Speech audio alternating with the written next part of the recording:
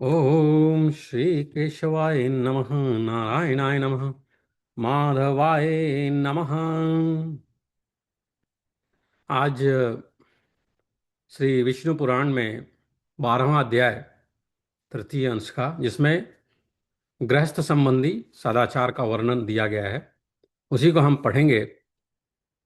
यह विषय पिछले अध्याय में भी उठाया गया है, 11वें अध्याय में। तो उसके आगे अब और वो ऋषि क्या और बतलाते हैं वो हम जानेंगे। तो और वो ऋषि कहते हैं कि गृहस्थ पुरुष को नित्य प्रति देवता, गौ, ब्राह्मण, सिद्धगण, वयोवृद्ध तथा आचार्य की पूजा करनी चाहिए। दोनों समय संध्या वंदन तथा अग्निहोत्र आदि कर्म करने चाहिए।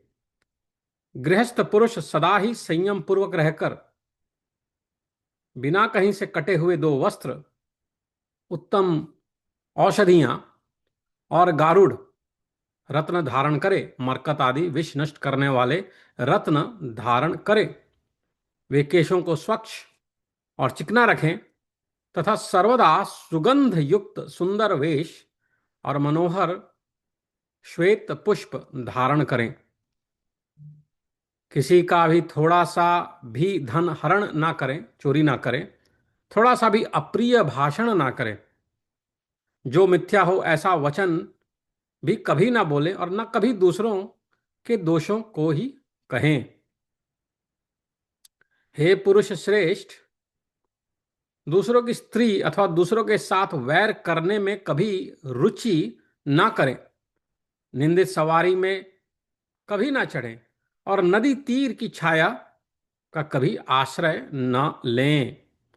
बुद्धिमान पुरुष लोक विद्विष्ट, पतित, उन्मत्त और जिसके बहुत से शत्रु हों ऐसे पर पीड़क पुरुष के साथ तथा कुलटा कुलटा के स्वामी, क्षुद्र, भाषी, मिथ्या बोलने वाले और व्ययशील, अति व्ययशील, निंदा परायण और दुष्ट पुरुषों के साथ कभी मित्रता ना करें और ना कभी मार्ग में अकेले चले। हे नरेश्वर, ऐसा कहते हैं कि हे नरेश्वर, जल प्रवाह के वेग में सामने पड़कर स्नान ना करें, जलते हुए घर में प्रवेश ना करें और वृक्ष की चोटी पर ना चढ़े। दांतों को परस्पर ना घिसे, नाक को ना कुरेदे, मुख को बंद किए हुए जुम्हाई ना ले और ना बंद मुख से खांसे या श्वास छोड़े। बुद्धिमान पुरुष जोर से ना हंसे और शब्द करते हुए अधो वायु ना छोड़े, न नखों को चबाएं, तिनका ना तोड़े और पृथ्वी पर भी ना लिखें। हे प्रभु,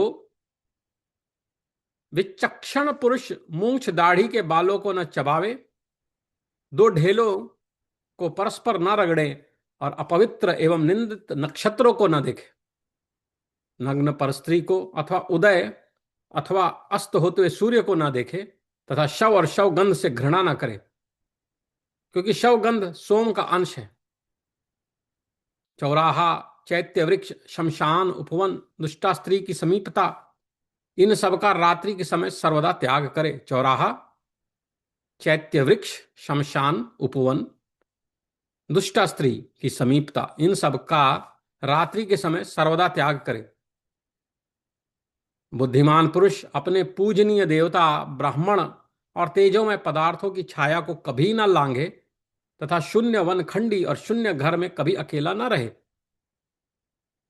केश, अस्थि, कंटक, अपवित्र वस्तु, बलि, भस्म, तुष तथा स्नान के कारण भीगी हुई पृथ्वी का दूर ही से त्याग करे। प्राज्ञ पुरुष को चाहिए कि अनार्य व्यक्ति का संग ना करे, कुटिल पुरुष में आसक्त ना हो, सर्प के पास ना जाए और जग पड़ने पर अधिक देर तक लेटा ना रहे।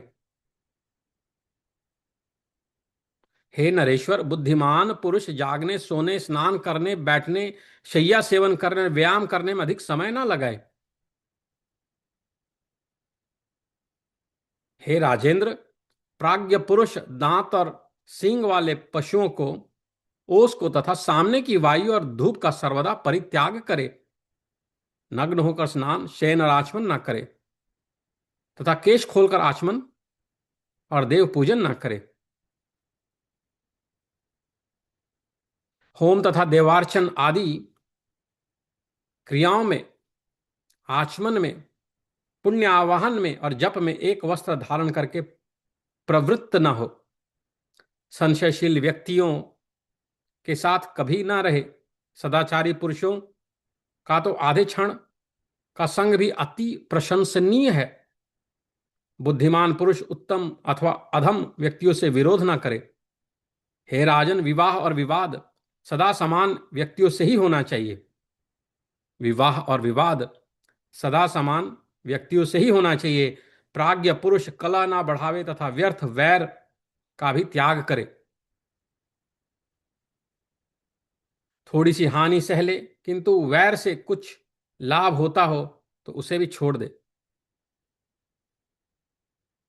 स्नान करने के अनंतर स्नान से भीगी हुई धोती अथवा हाथों से शरीर को ना पोंछे तथा खड़े खड़े केशों को ना झाड़े और आचमन भी ना करे। पैर के ऊपर पैर ना रखे, गुरुजनों के सामने पैर ना फैलावे, धृष्टता पूर्वक उनके सामने कभी उच्च आसन पर ना बैठे। देवालय, चौराहा, मांगलिक द्रव्य और पूज्य व्यक्ति, इन सब को बाईं ओर रखकर ना निकले तथा इनके विपरीत वस्तुओं को दाईं ओर रखकर ना जाए।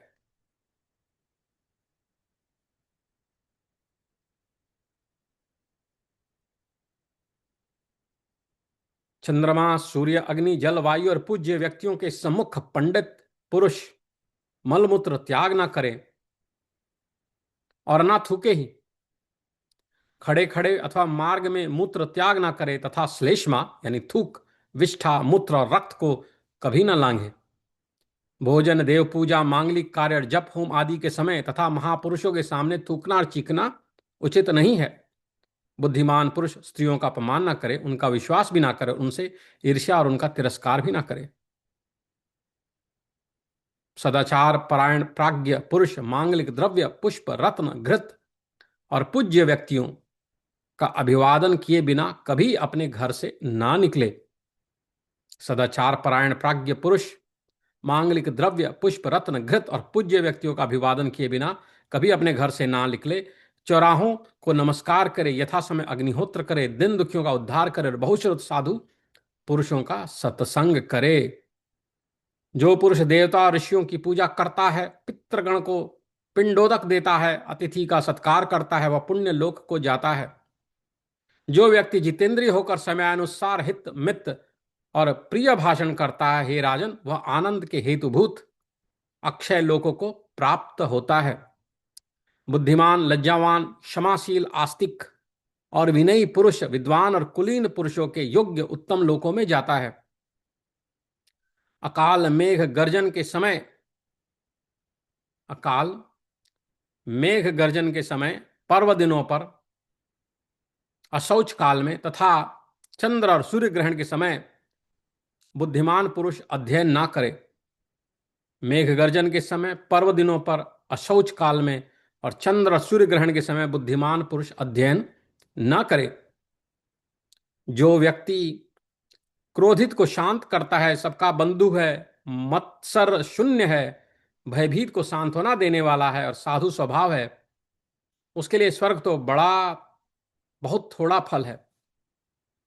जिसे शरीर रक्षा की इच्छा हो, वह पुरुष वर्षा और धूप में छाता लेकर निकले, रात्रि के समय और वन में दंड लेकर जाए तथा जहां कहीं जाना हो सर्वदा जूते पहनकर जाए। बुद्धिमान पुरुष को ऊपर की ओर, इधर उधर और दूर के पदार्थों को देखते हुए नहीं चलना चाहिए, केवल चार हाथ पृथ्वी को देखते हुए चले। जो चित्त इंद्रिय दोष के समस्त हेतुओं को त्याग देता है, उसके धर्म, अर्थ और काम की थोड़ी सी भी हानि नहीं होती। जो विद्या विनय संपन्न सदाचारी प्राज्ञ पुरुष पापी के प्रति पाप में व्यवहार नहीं करता, कुटिल पुरुषों से प्रिय भाषण करता है तथा जिसका अंतःकरण मैत्री से द्रवीभूत रहता है, मुक्ति उसकी मुट्ठी में रहती है। जो वीत राग महापुरुष कभी काम, क्रोध और लोभ आदि के वशीभूत नहीं होते तथा सर्वदा सदाचार में स्थित रहते हैं, उनके प्रभाव से ही पृथ्वी टिकी हुई है। अतः प्राज्ञ पुरुष को वही सत्य कहना चाहिए जो दूसरों की प्रसन्नता का कारण हो। यदि किसी सत्य वाक्य के कहने से दूसरों को दुख होता हो तो मौन रहे। यदि प्रिय वाक्य को भी अहितकर समझें तो उसे ना कहें। उस अवस्था में तो हितकर कार्य वाक्य ही कहना अच्छा है, भले ही वह अत्यंत अप्रिय क्यों न हो। जो कार्य इहलोक और परलोक में प्राणियों के हित का साधक हो, मतिमान पुरुष मन वचन और कर्म से उसी का आचरण करे। हम पुनः पढ़ेंगे संस्कृत में। और्व उवाच देवगो ब्रह्मणान् सिद्धान् वृद्धाचार्यास्तथार्चयेत् द्विकालं च नमेत् सन्ध्याम् अग्निनुपचरेत् तथा सदा नुपहते वस्त्रे प्रशस्ताश्च महौषधीः गारुडानि च रत्नानि बिभ्रयात् प्रयतो नरः प्रस्निग्धामले केशश्च सुगन्धश्चारुवेशधृक् सितासुमनः सौहृद्या बिभ्रयाच्च नरः सदा किञ्चित् परस्वं न हरेण नाल्पमप्यप्रियं वदेत् प्रियं च नानृतं ब्रूयान्नान्यदोषानुदीरयेत् नान्यस्त्रियं तथा वैरं रोचयेत् पुरुषर्षभा न दुष्टं यानमारोहेत् कुलक्षायां न संश्रयेत्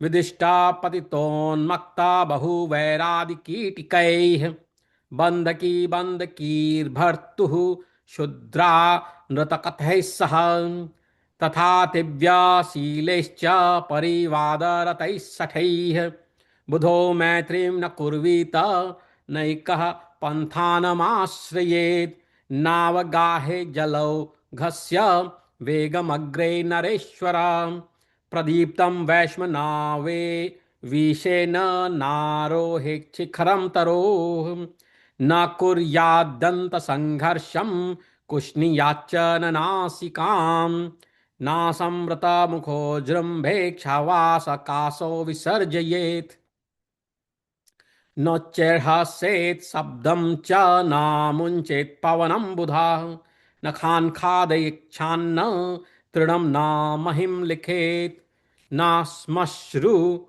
भक्षये लोष्टं न मृदनीयादिचक्षणाः ज्योतींषे मेध्यशस्तानि नाभिवीक्षेत च प्रभो नग्नां परस्त्रियं चैव सूर्यं चास्तमयोदये न हुङ्कुर्याक्षवं गन्धं शवगन्धो हि सोमजाः चतुष्पदं चैत्यतरुं श्मशानोपवनानि च दुष्टस्त्रीसन्निकर्षं च वर्जयेन्निशि सर्वदा पूज्य देव द्विजो ज्योतिश्छायां नातिक्रमेद्बुधः नैकसा शून्यतविं गच्छेत् तथा शून्यग्रहे वसेत् केशास्थिकण्टकामेध्य बलिभस्मातुषांस्तथा स्नानार्द्रधरणीं चैव दूरतः परिवर्जयेत् नानार्यानाश्रयेत् काश्चिन्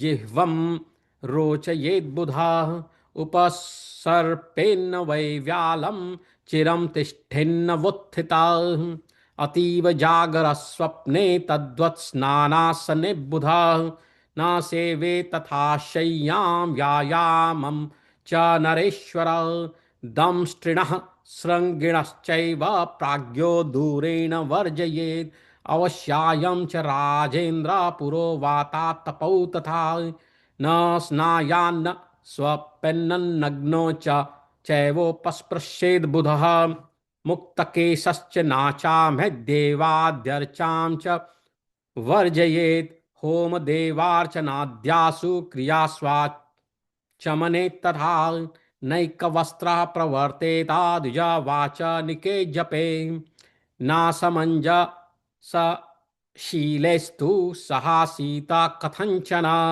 सद्वृक्ता सन्निकर्षो हि क्षणाद्धर्मपि शस्यते विरोधं नोक्तमेर्गच्छेन्नाधमेश्च सदा बुधः विवाहश्च विवादश्च तुल्यशीलैर्नृपश्यते नारभेता कलिं प्राज्ञः सशुष्क वैरं च वर्जयेत् अप्यल्पहानि सोढव्या वैरणार्थगमं त्यजेत् स्नातो नाङ्गानि सम्मार्जेत् स्नानान् शाट्या न पाणिनां न च निर्धून यत्केशान्नाचामिच्चैव चोत्थिताः पादेन नाक्रमेत् पादं न पूज्याभिमुखं नयेत् नोच्चासनं गुरोग्रग्रे भजेताविन्यान्विताः अपसव्यं न गच्छेच्च देवागारचतुष्पथान् माङ्गल्यपूजयांश्च तथा विपरीतान् दक्षिणम्।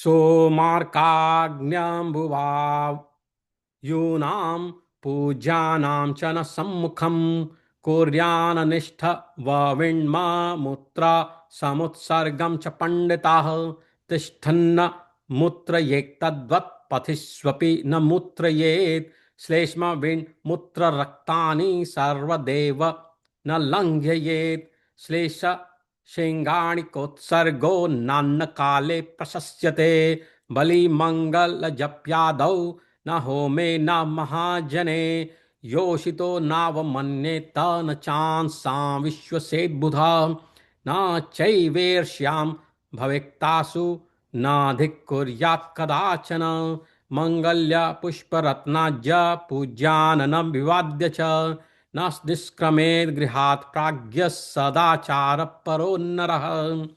चतुष्पथन्नमस्कुर्यात् काले होमपरो भवेत् दीनानभ्युद्धरेत् साधु नृपासीत बहुश्रुतान् देवर्षि पूजकः सम्यक् पत्रपिण्डोदकप्रदः सत्कर्ता चातिथीनां यः स लोकानुत्तमं व्रजेत् हितं मितं प्रियं काले वश्यात्मा यो विभासते स याति लोकानह्लाद दहेतु भूतान् नृपक्षयान् धीमान् ह्रीमां क्षमायुक्तो ह्यास्तिको विनयान्वितः विद्याभिजन वृद्धानां याति लोकान् नुत्तमान् अकालर्गजितादौ च पर्वश्वासौ च कदिषु अनध्यायं बुध कुर्यादुपराधदिके तथा शमं नयति यक्रुद्धान्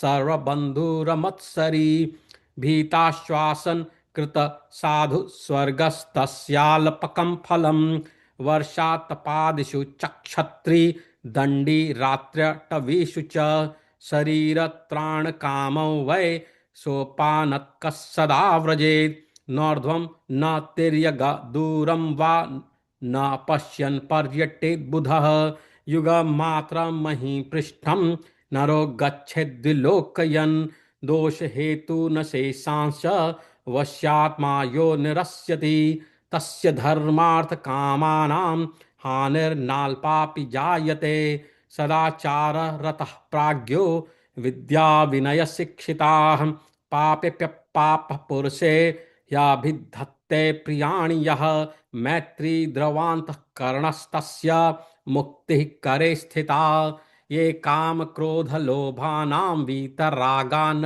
गोचरे सदाचार स्थितास्तेषामनुभावैर्धृतास्महि तस्मात् सत्यं वदेत् प्राज्ञो यत्परप्रीतिकारणं सत्यं यत्परदुःखाय तदा मौनपरो भवेत् प्रियमुक्तं हितं नैतद्दिति मत्वा न तद्वदेत् श्रेयस्तत्र हितं वाच्यं यद्यप्यत्यन्तमप्रियं प्राणिनामुपकाराय यथैवेह परत्र च कर्मणा वाचा तदेव मतिमान् भजेत् इति श्री विष्णु पुराणे तृतीयंशे द्वादशो अध्यायः।